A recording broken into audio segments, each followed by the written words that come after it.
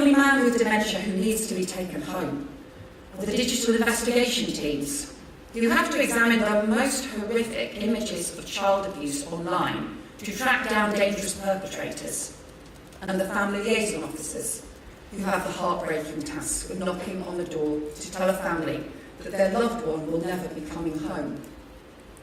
Those are the jobs no one else wants to deal with. But when everything else is broken, it's the police we turn to pick up the pieces and to keep people safe. And that is the dedication that lies at the heart of policing in our country. Our proud British tradition of policing by consent, a tradition rooted in our values of community, justice, respect for the rule of law.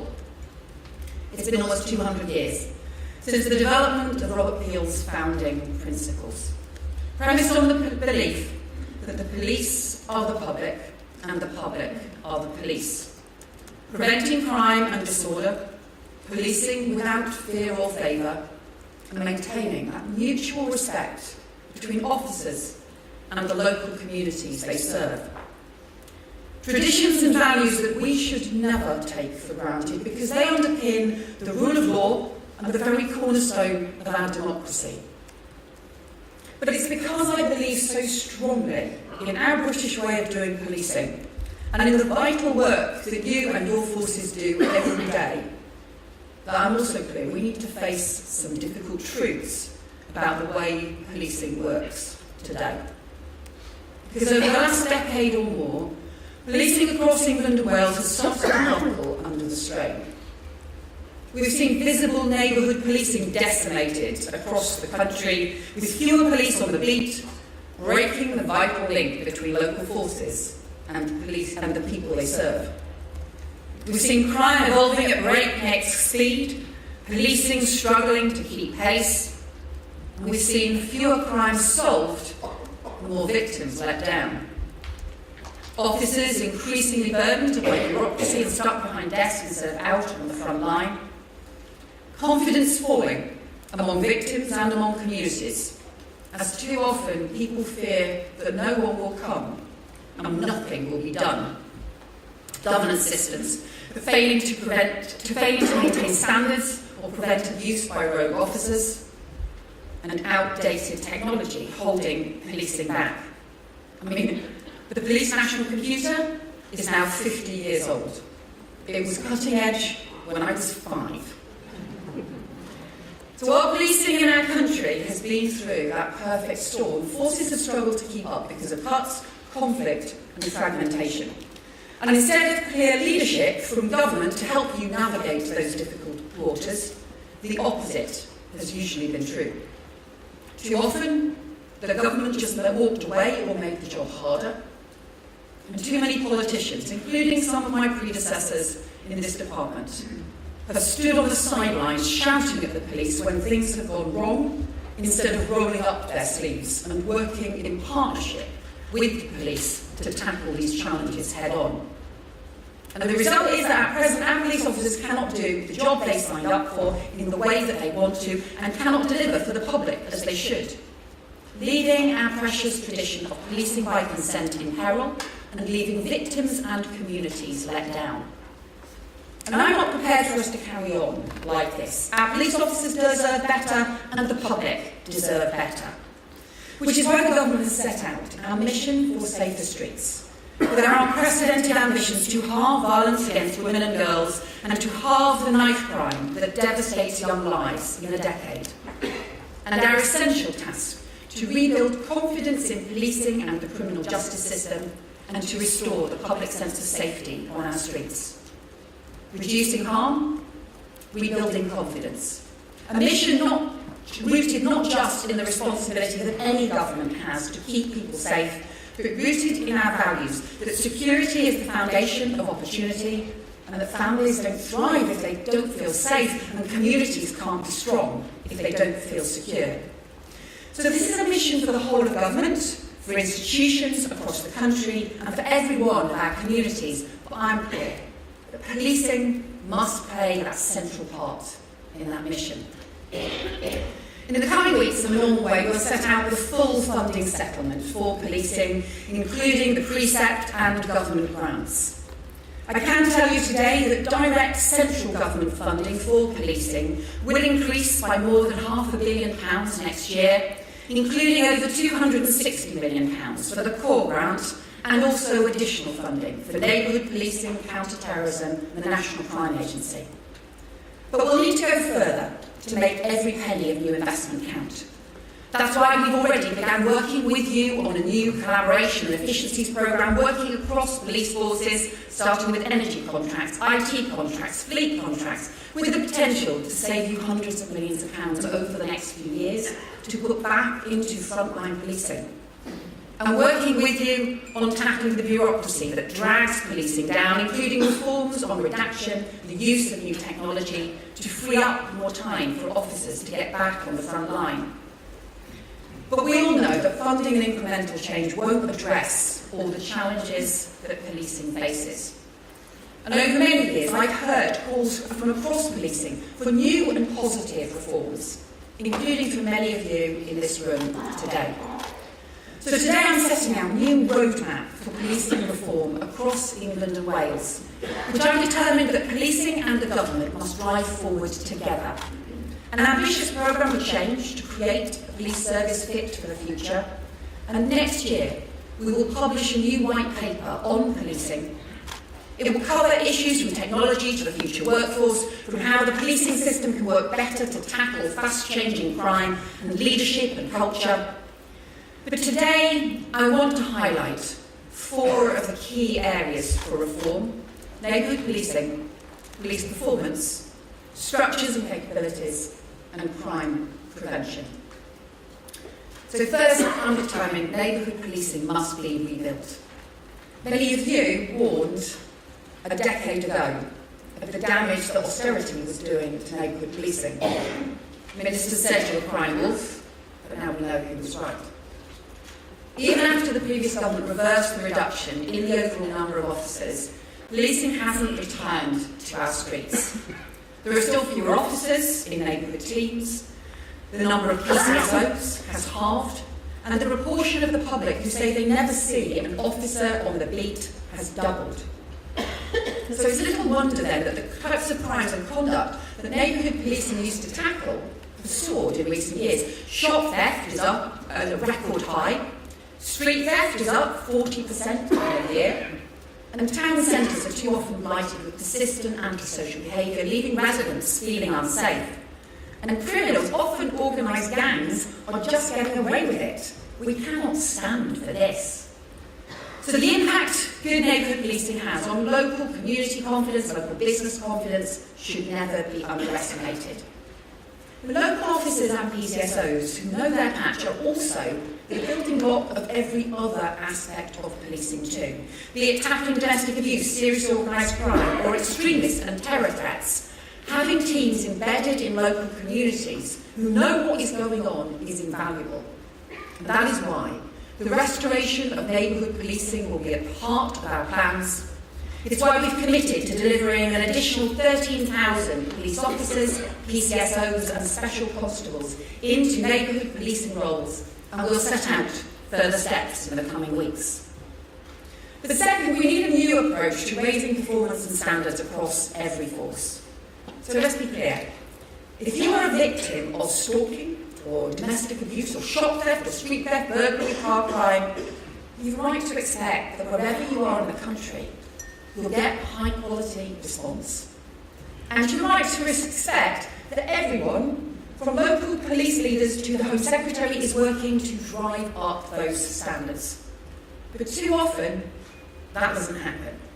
Too often, chiefs and police and crime commissioners and mayors don't have the data to see even how they compare to other forces or what progress they're making relative to others. Too often, important recommendations made by the inspectorate or the college don't get implemented. Right across the country, there are pockets of brilliance, there are patches of serious failure, but we don't have a clear framework for showing what works or what needs rapidly to change. And the result isn't just a postcode lottery, it's a blindfold one, where people don't even know if they should have got better response from their local force. The Policing Inspectorate has rightly called for a new national performance framework. Police leaders support that proposal But up until now, it hasn't happened. So this government will make sure it does. A new performance unit in the Home Office will work with you, with the NPCC, the College of Policing, the Inspectorate, the APCC, to draw up a clear, agreed performance framework. And modelled on the old standards unit introduced by David Blunkett, it will use high-quality police data to spot trends, drive up standards, performance and consistency. Restoring public confidence, and focusing on those key mission priorities: neighbourhood policing, violence against women and knife crime, so communities feel safer and more criminals pay the price. But third, if we want policing to be more effective, we need better coordination across forces and more efficient, responsive support services. The coordinated public order response we saw in August between police forces across the country was vital to showing that criminals responsible for that violence would not get away with it. But that was the result of exemplary leadership and partnership shown by police leaders in this room that operated in spite of, not because of, the systems that we had in place. So when I asked during those weeks why the data intelligence sharing was so slow, why the information was so hard to obtain, the answer I got was, well, it's like this all the time. But that's not good enough. As crime becomes ever more complex, as threats cut across force boundaries, we need to look again at the capabilities at local, regional and national level and the way that they are coordinated. So take forensics, where the adoption of cutting-edge forensic science across the board has been held back by uncoordinated funding, fragmented governance, resulting in duplication effort and an inability to implement strategic plans. Or police helicopters, where police chiefs and PCCs and mayors across the country are in continual negotiation on what next year's funding should be. Or technology procurement, where every force wrestles over and over again with the same questions about new software, IT changes, record management, wasting time, pushing up costs, and creating systems that often aren't even interoperable. Instead of technology driving great leaps forward in policing, too often it is holding policing back. So that is why we are determined to work with you on a new National Centre of Policing to bring together crucial support services that local police forces can draw on to raise standards and improve efficiency. And as a starting point, I would see this body taking on responsibility for existing shared services, national IT capabilities, force-hosted national capabilities such as the National Police Air Service and forensics. But looking further, we'll explore with you the opportunities to expand its remit around those operational responsibilities where effective coordination is critical to success. And finally, on crime prevention. If we're to halve knife crime and violence against women and girls, it can't all be done through policing and the criminal justice system, or by any agency or government department acting alone. Police and crime commissioners and mayors in different corners of the country have driven important local work on crime prevention. But we need a new partnership with you. I was shocked to discover on arrival at Home Office how little the department itself had been doing on prevention, and that has to change. Already we're driving new action from curbing knife sales to tackling mobile phone theft, but we need to go much further, both locally and nationally, for the mission to be met. So all of this can only be done together. The roadmap for reform only works as a joint programme. Rebuilding confidence in policing and reducing serious violence can only succeed if it is a shared endeavour between government and the police. That doesn't mean there won't be scrutiny, accountability, challenge or disagreement, because of course there will. And it also means respecting the different constitutional roles that we respectively have to play. From me, that will mean setting a clear strategic direction through our missions and holding policing more robustly to account on performance. But it will also mean having respect for your operational independence and expertise. This time last year, the Home Secretary had just been sacked for choosing to undermine that independence, questioning the impartiality of the service, and for stoking up tensions towards officers when they had a difficult policing job to do. So when it comes to the challenges you face and the reforms that I've set out today, You will always find me a fair and willing partner ready to talk to you about what works and what doesn't and how together we can best keep our communities safe. So this is a critical juncture for the future of policing. Reform is never achieved overnight, but nor can it be put off any longer. To get back to those Peel principles, policing must now move forward. And amidst all the challenges, we also have a huge opportunity ahead of us. An opportunity for a fundamental reset in the relationship between policing and the government in place of political pointless blame games, and an opportunity to rebuild the confidence of communities in the vital job our police do each day to keep us all safe. I believe in the British policing model. I believe in the men and women who work day and night in our police forces to protect the public, and I truly believe that working together on this roadmap for reform and on the delivery of our mission, we can deliver a fairer, safer country for all. Thank you.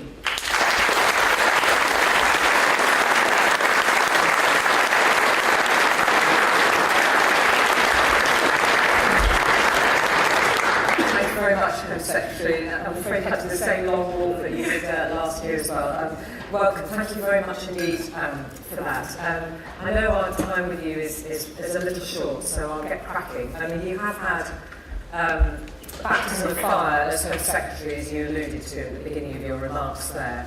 And you talked about... Sorry, I need to thought that for you, a glass of water. You just throw it at me if you like. You talked there about a fundamental reset. A strategic moment. I mean, this is it sounds to me like a fundamental reset of the relationship between the Home Secretary and policing. A much more interventionist one. Is that a description that you would readily recognise? I think it's certainly a much more active and positive approach for a Home Secretary towards policing and crime. I do see this as shared responsibilities. I think under the previous government, I think too often the Home Secretary has walked away or in some cases just shouted from the sidelines. I don't think that is the right approach. So yes, it does mean I will be asking more of policing, but also offering more support to policing, because I think you need that partnership between government and policing if we are to turn things around. But as I said in the speech, there will be areas, of course, that there will be disagreements, of course, and we play different constitutional roles.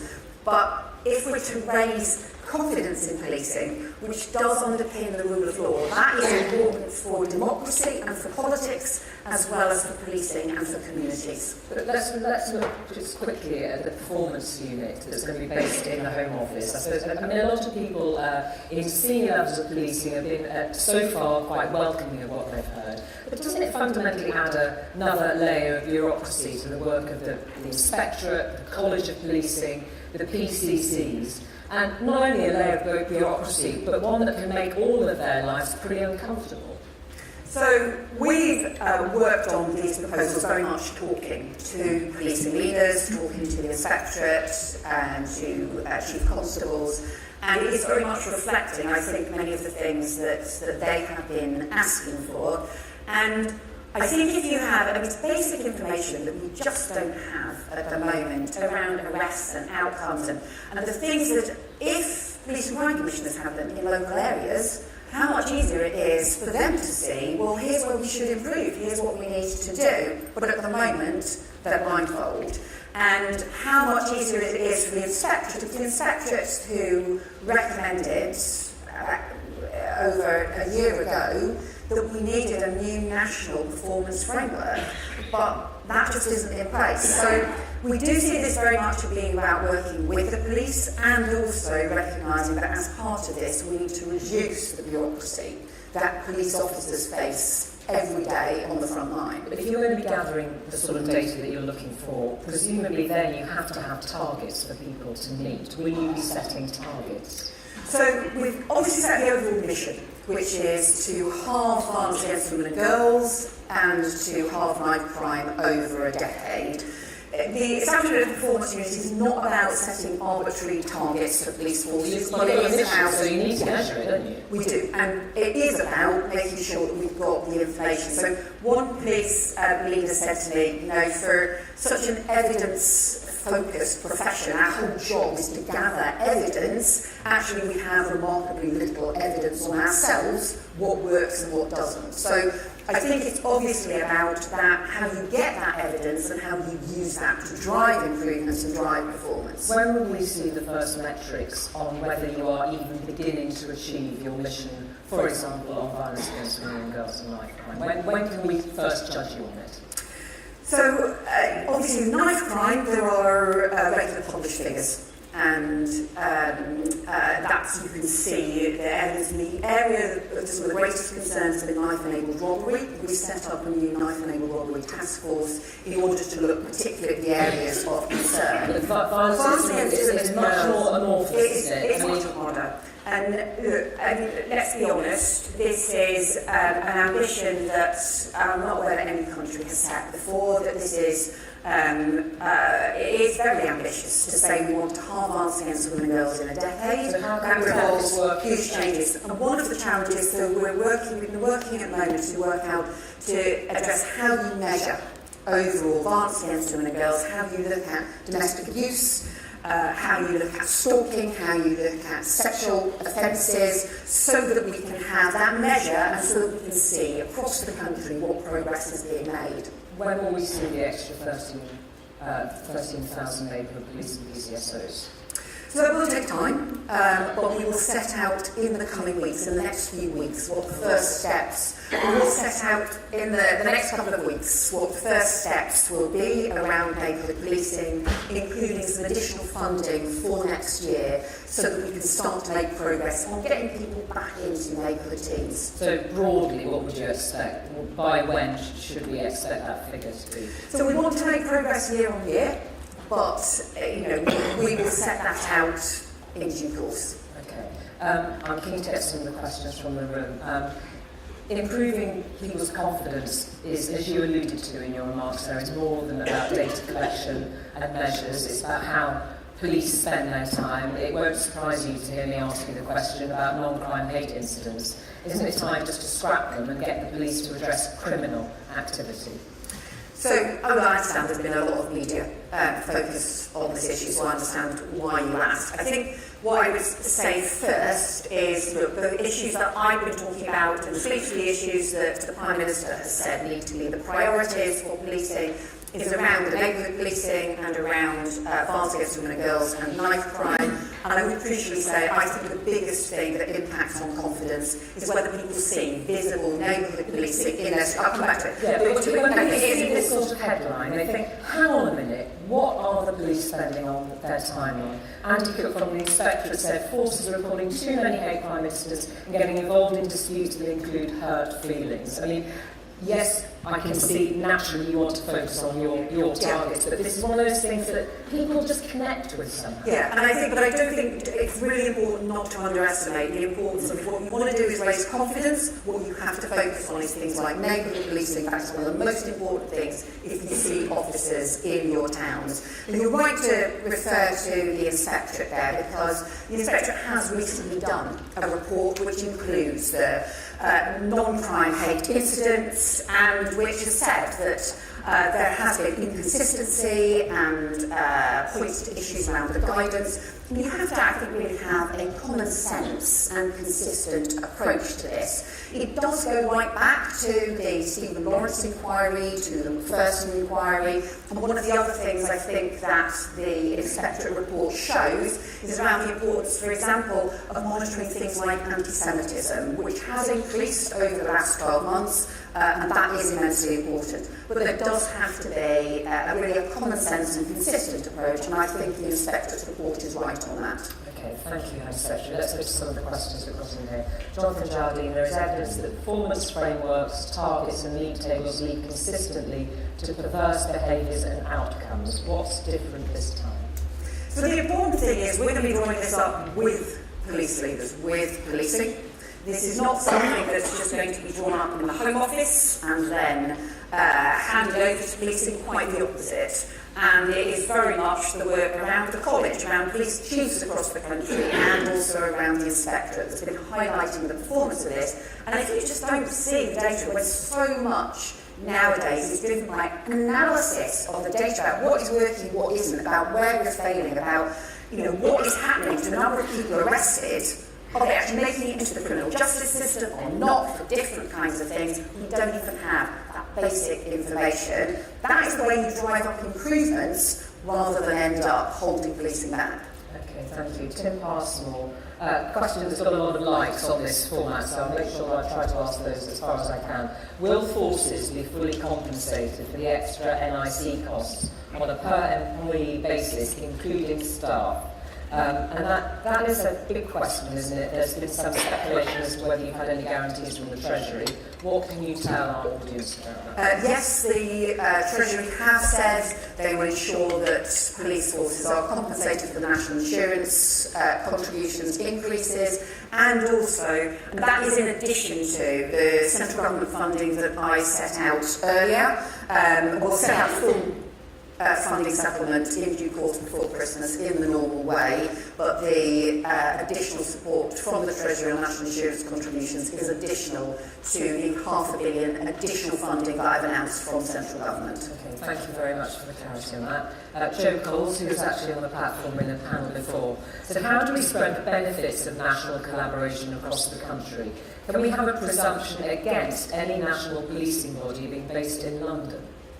So I think, Joe, I presume will be arguing for it to be based in York, just as we were having the lobby from all across the country. I'm a West Yorkshire MP, and so I have a sort of, always a constituency focus of thinking about actually the impact on policing right across the country. That will always be important. This is the work we are setting out is about policing across England and Wales, and it's essential that that is the case.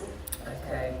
Alex Franklin-Smith, as we're part of a much wider criminal justice system, what cross-government departmental work is happening to ensure police reform is not slowed and the whole system works for victims? I mean, and that actually sets this question in the context of this entire summit, frankly, is that you can have reform that get things moving potentially more efficiently within the police, but if you haven't dealt with the courts, if you haven't dealt with the pressure on prisons, it will get stopped.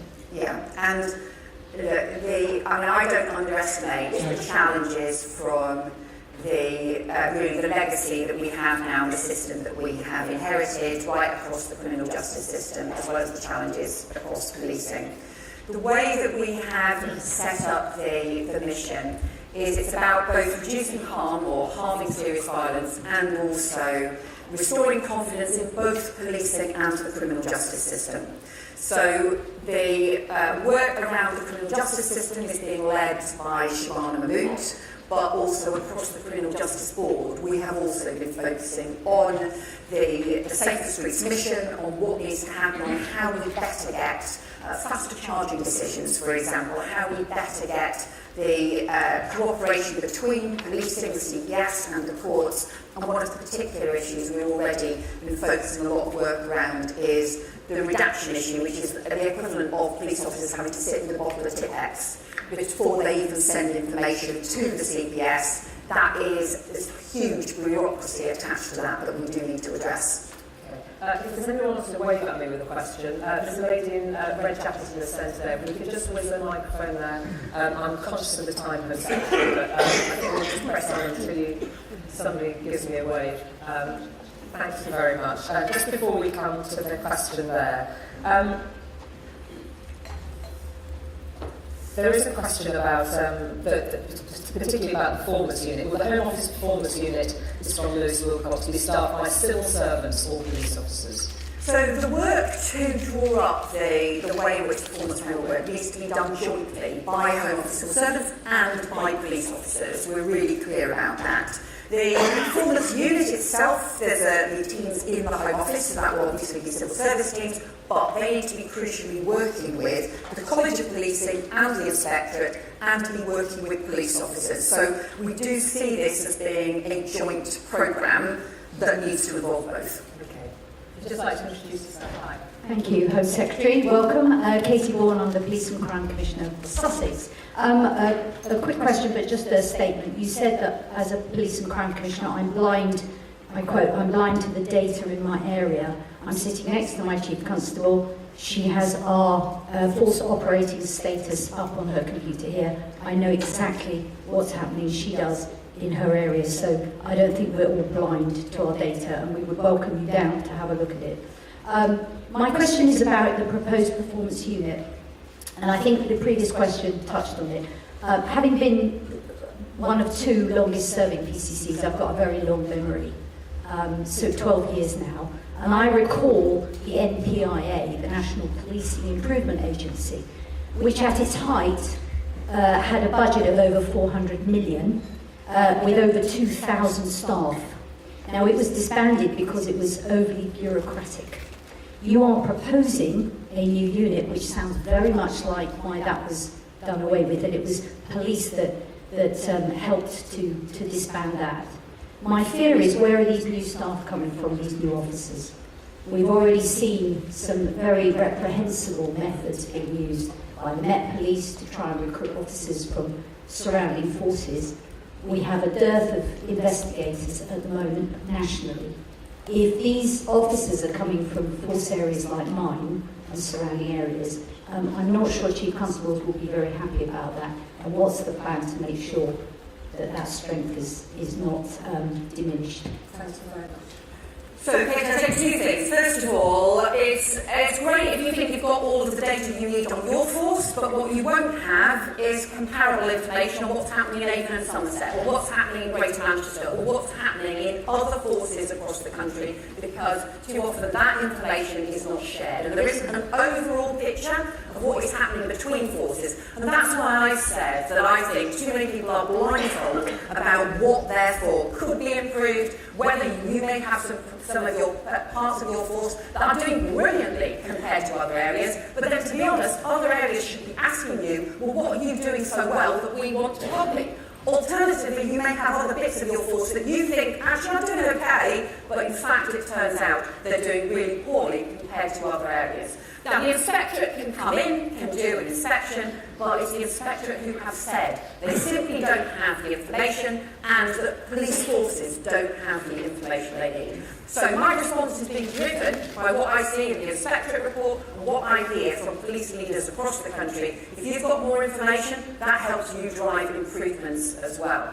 I think, secondly, in terms of the way in which the performance unit, what we're trying to keep out is 2 things. Performance units, which will be in the Home Office, which will be working with the police, with the college, with the inspectorate on what the National Police framework, the performance framework should be, and what information we do need on a shared basis to drive those improvements.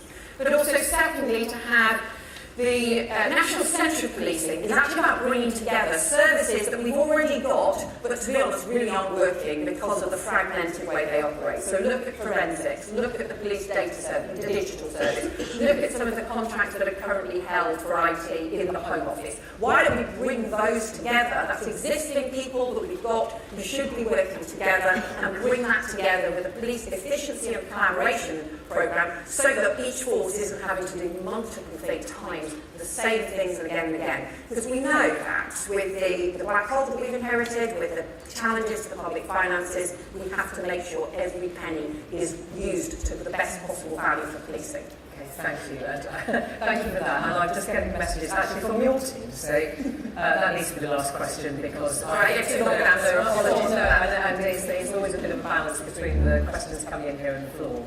Thank you very much indeed, Home Secretary. I know you've got journalists to speak to alongside having talked to me, but we're very grateful for your time and for taking the questions from the assembled gathering here today. Thank you very much. Thank you.